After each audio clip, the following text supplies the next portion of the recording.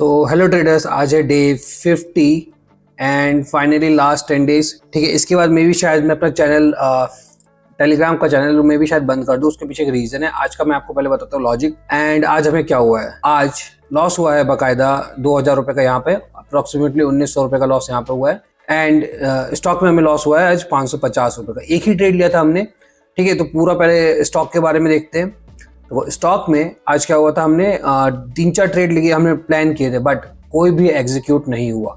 ठीक है, एक हमने KEI लिया था, देन उसके बाद हमारा था ये नेक्टो Pharma and then Hindalco. Right, ये तीन मैंने दिए थे आपको, है ना। इनमें से क्या एक्टिव हुआ आज? इनमें से एक्टिव हुआ था आज हमारा, मैंने ग्रुप पे भी डाल रखा है, देखो। इनमें से एक्टिव हुआ था हमारा KEI। ठीक है, हमने एंट्री की थी 2511 पे। चलो इसका चार्ट मैं आपको दिखा देता हूँ। हमने एंट्री किया था इस पॉइंट के ऊपर और ये था हमारा स्टॉप लॉस। ठीक है, हमारा टारगेट था ये 2566, हमारा पहला टारगेट था।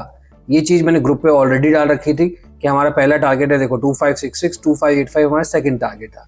और जब इसने एंट्री किया, इसने हाईएस्ट लगाया है 2557 का। मतलब सिर्फ और सिर्फ 9 पॉइंट रह गए थे हमारे टारगेट में, है ना, सिर्फ 9 पॉइंट्स। ये जो चीज यहाँ पे डोजी बनी है, इसके बाद यहाँ से नीचे की तरफ रिवर्स आ गया है ना। यही सेम चीज अगर इस पॉइंट पे बन जाती ना, तो हमारा टारगेट डन था यहाँ पे।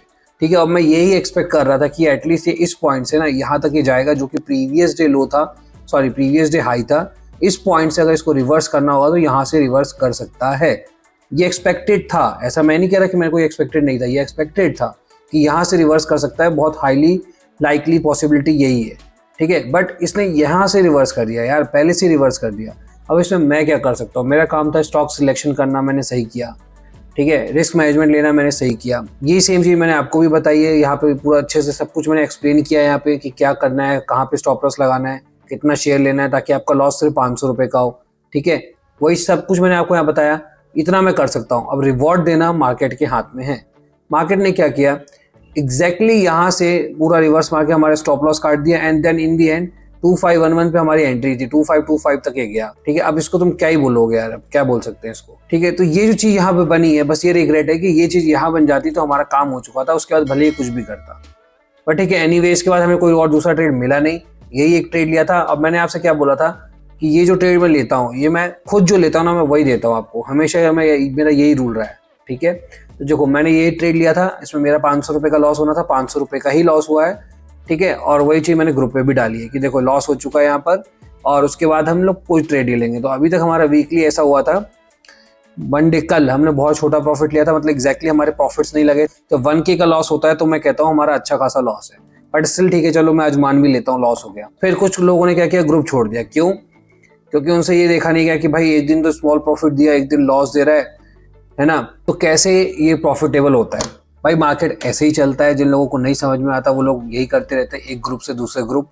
ये चैनल लास्ट 10 डेज बचा है भाई, आज डे 50 है, इसके बाद सिर्फ 10 दिन और है। ठीक है, मैं 10 दिन और इस ग्रुप पे एक्टिव रहूंगा, उसके बाद ये ग्रुप मैं बंद कर दूंगा। तो जिसको छोड़ के जाना है वो जा सकता है। क्योंकि भाई मैंने ये सिर्फ ग्रुप इसलिए चालू किया था ताकि मैंने सोचा था कि मैं अपने कॉल्स आपके साथ शेयर करूंगा और ये कम्युनिटी थोड़ी ग्रो होगी और अच्छी कम्युनिटी बनेगी।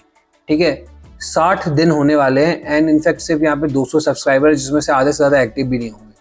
ठीक है, मैंने आपसे सिर्फ इतनी रिक्वेस्ट की थी, जो लोग यहाँ पर हैं, आप जितना हो सके चैनल को शेयर करो अपने दोस्तों के साथ, फैमिली मेम्बर्स के साथ, ताकि ग्रो हो, मेरे को भी मोटिवेशन मिले। अब मेरा कोई यहाँ पे वो नहीं बनता ना यार कि मैं यहाँ पे मेहनत करूँ, पहले मैं जॉब भी करूँ बैठ के। ठीक है, दिन रात हम लोग 9 से 3 में मार्केट भी देखूँ प्लस जॉब भी करूँ, है ना। इतना स्ट्रेस हो जाता है कि दिमाग फटने को हो जाता है। उसके बाद मैं ये भी मैनेज करूँ।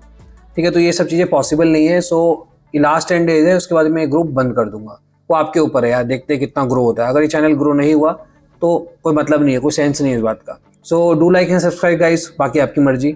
नाउ हम देखते हैं इंडेक्स में। ठीक है, इंडेक्स में आज क्या हुआ, देखो इंडेक्स में मेरा लॉजिक हमेशा से क्लियर रहता है। ठीक है, वही लॉजिक हम आज भी फॉलो करने वाले हैं। हम पहले आइडेंटिफाई करते हैं कि किस में ट्रेड करना है एंड सेकेंड कहाँ ट्रेड करना है। ठीक है, ये दो चीज़ें आइडेंटिफाई करते हैं हम लोग। तो किस में ट्रेड करना है कैसे पता चलेगा? जब ये इस लाइन के वीवैप के और ये जो CPR टाइप होता है इसके नीचे होगा। कब आया ये इसके नीचे? देखो यहाँ पर ये नीचे आ चुका था, है ना, इस कैंडल में नीचे आ चुका था। तो हमें PE साइड जाना है। कब जाना है? जब ये रीटेस्ट करेगा। क्या इसने रीटेस्ट किया? रीटेस्ट होता है यहाँ से जाने के बाद ये नीचे आ जाता। तो क्या रीटेस्ट किया? नहीं, ये उल्टा यहाँ पे सस्टेन कर गया। अब आप बोलोगे अरे यहाँ अगर ये सस्टेन कर रहा है तो अब हम ऊपर जा सकते हैं, क्योंकि अब ये इसके ऊपर है। तो ठीक है भाई, हम जाएंगे CE साइड। अब कब जाएंगे? जब ये रीटेस्ट करेगा। इसने रीटेस्ट किया नहीं, फिर ये नीचे चला गया, ठीक है। तो यहाँ पे कोई कंक्लूजन नहीं था कि अभी हमें किस डायरेक्शन में जाना है। मेन हमारा कब बना था? इस डायरेक्शन में, जब यहाँ पर ये मार्केट ने इसके नीचे आ चुका था, इसके नीचे इस पॉइंट पे, तब मैंने यहाँ पे डायरेक्शन में एंट्री किया था। अब मैंने बाकी मेरे जो पैरामीटर्स थे वो यहाँ पे सपोर्ट कर रहे थे, इसलिए मैंने यहाँ पे एंट्री करी थी। यहाँ पे कोई रीटेस्ट नहीं था। तो अगर आप मेरे से बोलोगे कि आपको एंट्री करना चाहिए, आंसर इज नो, आपको एंट्री नहीं करना चाहिए था यहाँ पर, क्योंकि यहाँ से डायरेक्टली फॉल आया। रीटेस्ट ये था, इस पॉइंट पे अगर आप एंट्री करते तो आपको कोई लॉस नहीं होता, ठीक है। बट मेरे पैरामीटर्स बहुत सपोर्ट में थे, इसलिए मैंने इस पॉइंट के नीचे एंट्री किया था और स्टॉप लॉस मेरा यहाँ पे था, जो कि मेरा स्टॉप लॉस आके यहाँ पे हो गया ट्रिगर। काफी वॉलेटाइल था मार्केट, बड़े बड़े स्पाइक्स बन रहे थे। तो देखो क्या हुआ, मैंने एंट्री करा था इस पॉइंट के ऊपर 86 पे मैंने एंट्री किया था यहाँ पर, और मेरा स्टॉप लॉस था यहाँ पर, ठीक है। तो क्या हुआ, ये ऊपर गया, मेरे डायरेक्शन में भी गया था, 100 का इसने हाई लगाया। मेरा टारगेट था 106। जो लोग जानते हैं उनको पता है, मैं 20 पॉइंट्स निकालने की कोशिश करता हूँ यहाँ से, ठीक है। तो 20 पॉइंट्स के लिए मैं बैठा था यहाँ पे। 15 पॉइंट तो मुझे बहुत प्यार से मिले थे, बट उसी के बाद डायरेक्टली फॉल आया एंड डायरेक्टली इसने मेरा स्टॉप लॉस हिट कर दिया, और उस कारण से मेरा यहाँ पे लॉस दिखता है। यहाँ पे फिर मैंने दोबारा एंट्री लेने की कोई, ये देखो ये मेरा लॉस है 1900, एक बार में नहीं हुआ है। पहला लॉस मेरा यहाँ पे हो गया था इस पॉइंट पे, जब मेरा स्टॉप लॉस गया तो फर्स्ट वहाँ पे मेरा एसएल चला गया, ठीक है। अब मैंने वही बाकायदा फॉलो किया। देखो यहाँ से ब्रेकआउट आया, रीटेस्ट हुआ। अब देखो यहाँ पे सस्टेन नहीं कर रहा है, आपको समझना पड़ेगा रीटेस्ट होता क्या है। जब वो सस्टेन कर जाता है, यहाँ पे क्या है, वो सस्टेन किया नहीं, इसने ब्रेकआउट दिया एंड जस्ट उसके बाद ही वापस अंदर आ गया। तो मैंने यहाँ पे भी एक एंट्री ली थी, वो भी मेरा स्टॉप लॉस गया।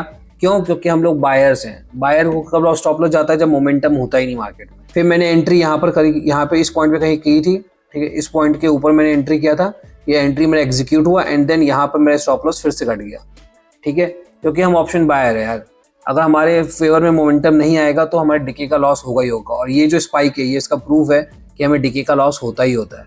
तो यहाँ मेरा 2 एसएल गए।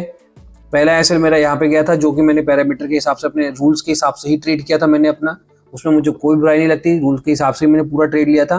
पहला लॉस मेरा यहाँ पे गया था, अराउंड 13 पॉइंट का लॉस गया था यहाँ पे मेरा, ठीक है। उसके बाद मेरा दूसरा लॉस गया था यहाँ पर, देखो ब्रेकआउट रीटेस्ट, यहाँ पे फेलियर हुआ इसका, यहाँ पे मैंने एंट्री किया था, ये मेरा स्टॉप लॉस था। भले ही इसने यहाँ पे नहीं ब्रेक किया हो, बट ऑप्शन चार्ट पे ब्रेक कर दिया था, ठीक है। तो यहाँ पे मेरा एक और एसएल गया है यहाँ पे, है ना, और ऑप्शन चार्ट में कोई मोमेंटम था ही नहीं, ठीक। तो 2 एसएल गए आज।